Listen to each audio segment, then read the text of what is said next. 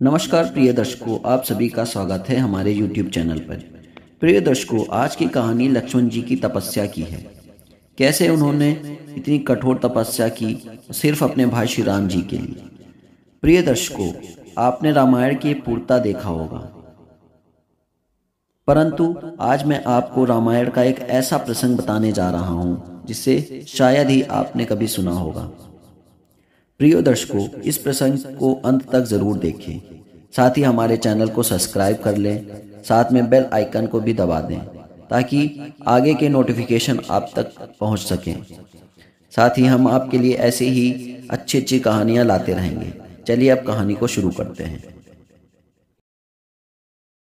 प्रभु श्री राम जी के 3 भाई अर्थात लक्ष्मण, भरत और शत्रुघ्न उनकी सेवा करते थे।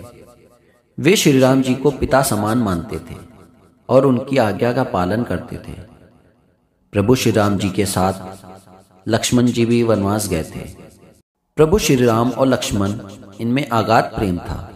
रावण के साथ जब भयंकर युद्ध हुआ तब लक्ष्मण जी ने रावण के पुत्र इंद्रजीत का वध किया था।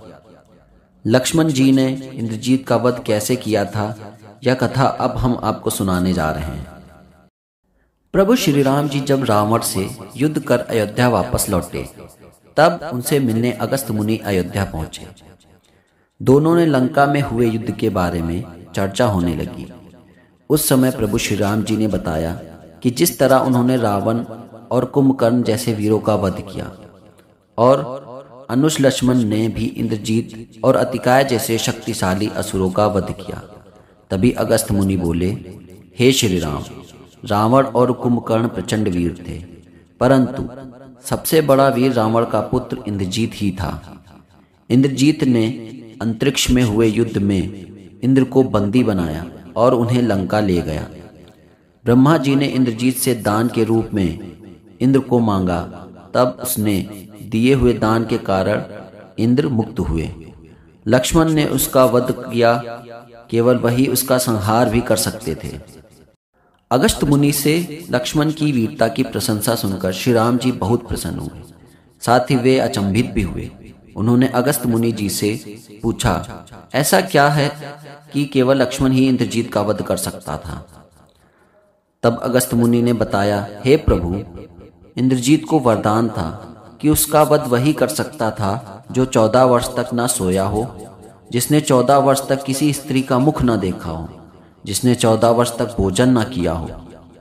प्रभु श्री राम जी बोले, परंतु मुनिवर, मैंने वनवास काल में 14 वर्ष तक नियमित रूप से लक्ष्मण के हिस्से का फल फूल उसे देता रहा। मैं सीता के साथ एक कुटी में रहता था। बगल की कुटी में लक्ष्मण का निवास था, तो सीता का मुख भी ना देखा हो और 14 वर्ष तक ना सोया हो, ऐसा कैसे हो सकता है। प्रभु श्री राम की सारी बात समझकर अगस्त्य मुनि मुस्कुराए। श्री राम जी स्वयं भगवान थे। उन्हें लक्ष्मण के बारे में सब पता था, परंतु वे चाहते थे लक्ष्मण के तप और वीरता के बारे में अयोध्या की प्रजा को भी ज्ञात हो। प्रभु श्री राम जी के मन की बात जानकर अगस्त्य मुनि बोले, आपने योग्य सुना प्रभु। लक्ष्मण के अलावा कोई और इंद्रजीत को नहीं मार सकता था। इंद्रजीत के वध के बाद महाराज विभीषण ने भी श्री राम से कहा था, रावण के पुत्र इंद्रजीत का वध देवताओं के लिए भी संभव नहीं था। उसे तो केवल लक्ष्मण जैसा ही कोई महायोगी मार सकता था। अगस्त्य मुनि ने श्री राम जी से कहा, क्यों ना यह बात लक्ष्मण जी से ही पूछ ली जाए। लक्ष्मण जी आए तो श्री राम जी ने कहा, लक्ष्मण, आपसे जो पूछा जाए उसे सच सच कहिएगा। प्रभु बोले, हम तीनों 14 वर्ष तक एक साथ रहे, फिर तुमने सीता का मुख कैसे नहीं देखा। तुम्हें खाने के लिए फल दिए गए, फिर भी 14 वर्ष तक बिना भोजन के कैसे रहे, और तुम 14 वर्ष तक सोए क्यों नहीं, यह कैसे हुआ। तब लक्ष्मण जी ने बताया, भैया, जब हम भाभी को तलाशने ऋषिमुख पर्वत पर गए तो सुग्रीव ने हमें आभूषण दिखाकर पहचानने को कहा था। आपको स्मरण होगा, मैंने उनके पैरों के आभूषण के अलावा कोई भी आभूषण पहचान नहीं पाया था, क्योंकि मैंने कभी उनके चरणों के अलावा ऊपर कभी देखा ही नहीं। 14 वर्ष तक नहीं सोने के बारे में लक्ष्मण जी ने बताया, आप और माता एक कुटिया में सोते थे। मैं रात भर बाहर धनुष पर बाण चढ़ाए पहरेदारी करता था। 14 वर्ष तक नहीं सोने के बारे में लक्ष्मण जी ने बताया। आप और माता एक कुटिया में सोते थे।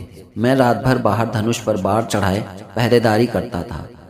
निंद्रा देवी ने मेरी आंखों पर पहरा करने का प्रयास किया तो मैंने निंद्रा को अपने बाणों से भेद दिया था। निंद्रा ने हार मारकर स्वीकार किया कि वह 14 वर्ष तक मुझे स्पर्श नहीं करेंगी, परंतु जब श्री राम जी का अयोध्या में राज्याभिषेक होगा तो मैं उनके पीछे सेवक की तरह छत्र लिए खड़ा रहूंगा, तब वह मुझे घेरेंगी। आपको याद होगा, राज्याभिषेक के समय नींद के कारण मेरे हाथ से छत्र गिर गया था। लक्ष्मण जी ने आगे बताया कि जब मैं वन से फल फूल लाता था तब आप उनके 3 हिस्से करते थे। एक भाग देखकर आप मुझसे कहते थे, लक्ष्मण ये फल रख लो। आपने कभी फल खाने के लिए नहीं कहा, तो मैं आपकी आज्ञा के बिना कैसे खा सकता था। मैंने उन्हें संभाल कर रख दिया था। सभी फल उसी कुटिया में अभी भी रखे होंगे। प्रभु के आदेश पर लक्ष्मण जी चित्रकूट की कुटिया में से सारे फलों की टोकरी लाए और दरबार में रख दिया।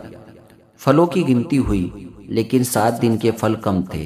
तब श्री राम जी ने लक्ष्मण से पूछा, तुमने 7 दिन का आहार लिया है?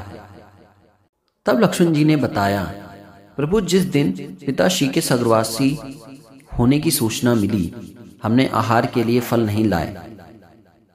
इसके बाद जब रावण ने माता सीता का हरण किया, उस दिन भी हमने आहार नहीं लिया।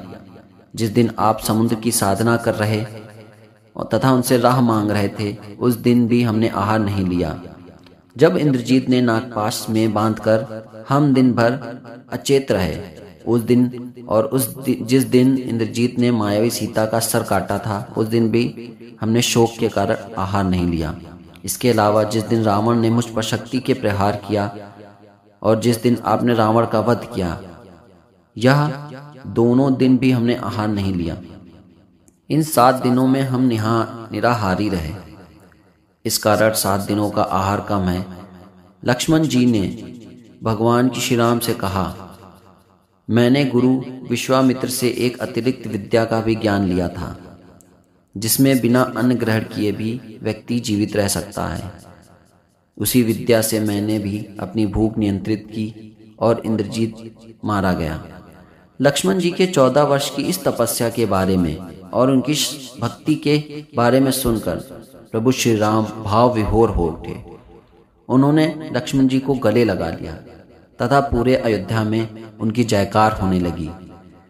इसी प्रकार से इस कहानी को अंततः समाप्त करते हुए नई कहानी में फिर से उपस्थित होते हैं। आपको ये कहानी कैसी लगी, आप हमें कमेंट करके ज़रूर बताएं तथा साथ ही हमारे चैनल को सब्सक्राइब कर लें। नमस्कार मित्रों।